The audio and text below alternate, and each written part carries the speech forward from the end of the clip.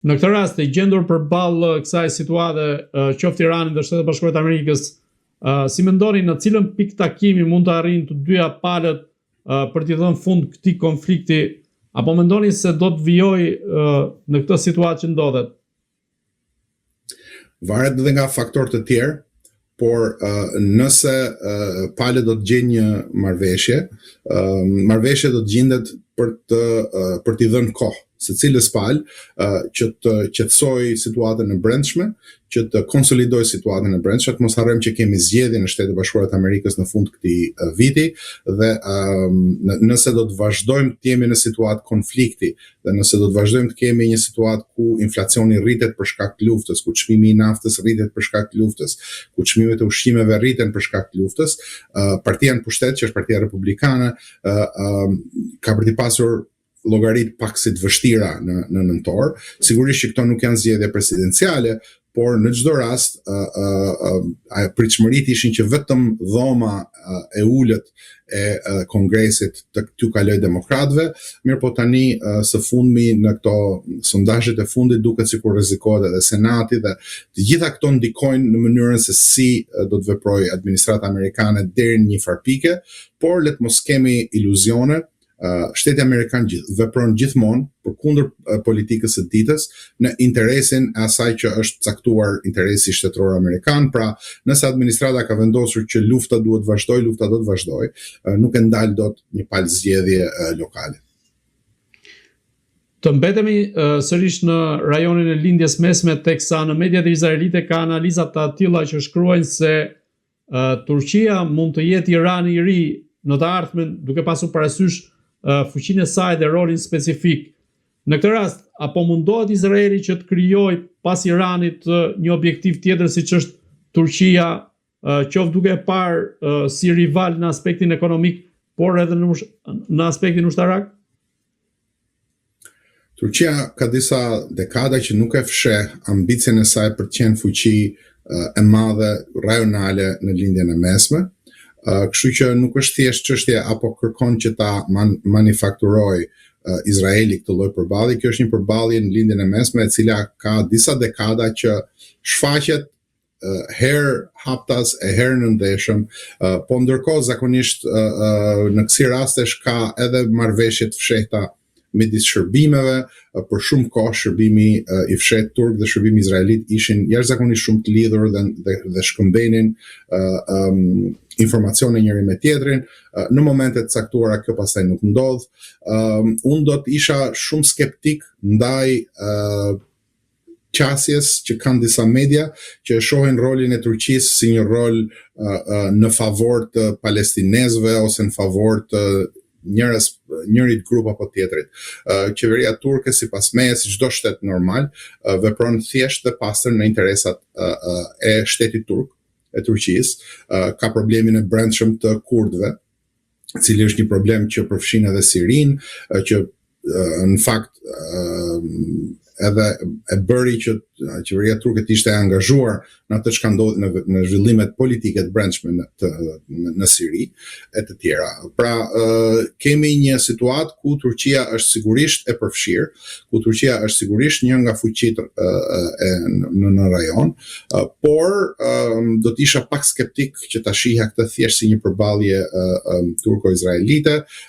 pavarësisht se nuk është për të dalë jashtë kontekstit. Pra nuk është e paparashikueshme që të ndodhë një konflikt i tillë, por nuk do ta shihja thjesht në këto konture. Dhe të mos harrojmë që përpjekja e fundit para se ta lë ty fjalën. Përpjekja e Izraelit në këto kohë, përveç faktit se po përpiqet të përdorë Shtetet Bashkuara të Amerikës për të shfryrë Iranin si fuqi rajonale, është gjithashtu një shpërhapje e territorit vet. Pra, sot kemi forcat mbrojtjes izraelite në rajonet Sirisë, sot kemi një përhapje të atyre që janë vendbanimet e izraelitëve në bregun perëndimor, dëbimin me dhunë të palestinezëve prej tyre, kemi dhe rihapjen e vendbanimeve të kolonëve në Gaza, gjë që tregon se ka një strategji afatgjatë për shpërhapjen dhe marrjen e këtyre territorëve dhe bërjen e të pamundur të çdo lloj koalicioni anti-izraelit në të ardhmen. Pra, është në një fazë ekspansioniste, pavarësisht se duket sikur thjesht po i kundërpërgjigjet një veprimi të Iranit apo tjetër, duket sikur qeveria izraelite ka vendosur të jetë në një fazë ekspansioniste.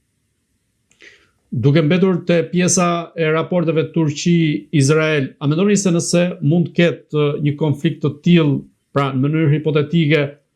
mund të destabilizonte edhe më shumë rajonin e lindjes mesme dhe mund të ndikonte në një konflikt shumë më të gjerë, qoftë në Europë,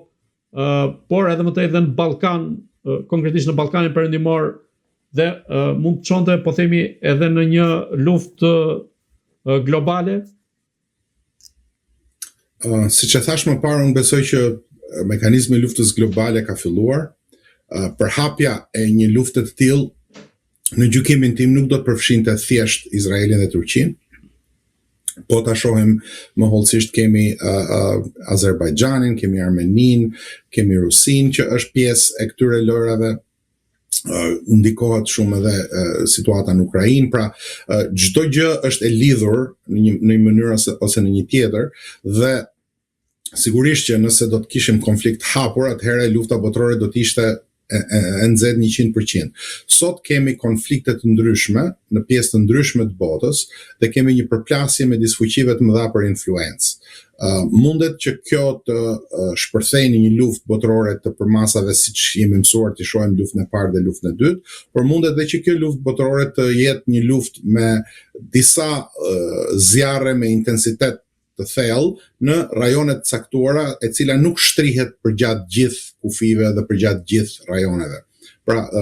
lufta botërore nuk ka për të marrë fytyrën e asaj që ne jemi mësuar, as lufta e parë as lufta e dytë, sepse asnjëherë historia nuk përsëritet njësoj, por unë besoj pa asnjë lloj dyshimi që jemi në një moment, një përplasje ndërkombëtare midis fuqive të mëdha për influencë dhe për një rend të ri botëror, dhe pa përplasjen e tyre dhe pa ndarjen e shapit nga sheqeri, për ta thënë me gjuhë popullore, nuk kemi për të pasur një rend të ri botëror. Rendi i ri botëror do të caktohet në bazë të fuqisë së demonstruar të secilës prej fuqive të mëdha. Dhe flas këtu për Shtetet Bashkuara, për Kinën, deri diku si fuqi rajonale edhe Rusia, po le të mos harrojmë që kemi një shtrirje shumë të madhe të militarizmit edhe në Evropë, Gjermania, edhe në Azi, Japonia, e cila ka së fundmi sapo miratoi ndryshimin e kushtetutës për të lejuar eksportin e armëve, dhe kjo bëhet për t'i ardhur në ndihmë shteteve si Filipinet. Pra, është krijuar një trekëndësh përreth Kinës për të përballur me Kinën e të tjera. Pra, ka shumë zhvillime gjeopolitike të cilat na çojnë drejt përplasjes, të cilat na çojnë të mendojmë se jemi në një përplasje botërore, pavarësisht se nuk duket me përballje të mëdha. Zoti Roy, unë ju falenderoj për gjitha mendimet, opinionet dhe analizën këtu në Agora News. Faleminderit ju për ftesën, si gjithmonë kënaqësi. Të dashur shikues, bashkë do shihemi në intervista të tjera, por mos harroni të bëni subscribe në kanalin tonë në YouTube.